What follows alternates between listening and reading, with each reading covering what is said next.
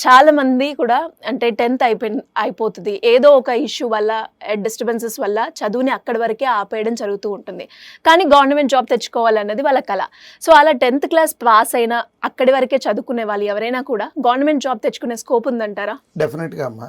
ఏ రకంగా సార్? అంటే వివిధ రంగాల్లో ఫస్ట్ బ్యాంకింగ్ సెక్టార్ తీసుకున్నాం అనుకో అమ్మా, 10th క్లాస్ క్వాలిఫికేషన్తో ఎగ్జామ్ రాయడానికి అవకాశం ఉంది. అందరూ లేదనుకుంటారు. అది ఆఫీస్ అటెండెంట్లు అంటే గ్రూప్ 4 ఉద్యోగాలమ్మా.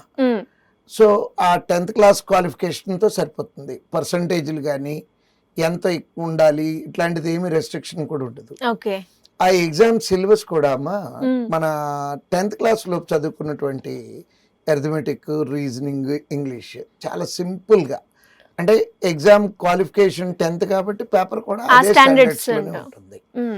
దాంతో అది బ్యాంకింగ్ సెక్టార్లో. నెక్స్ట్ స్టాఫ్ సెలక్షన్ కమిషన్ తీసుకున్నాం అనుకోండమ్మా. స్టాఫ్ సెలక్షన్ కమిషన్లో MTS అంటారు, మల్టీ టాస్కింగ్ జాబ్. అంటే క్లరికల్ క్యాడర్ కన్నా తక్కువ, అటెండర్ కన్నా కొంచెం ఎక్కువ.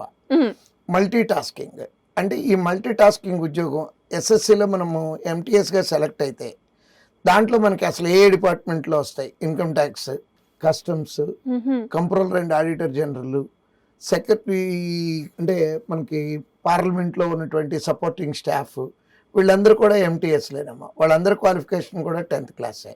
ఓకే.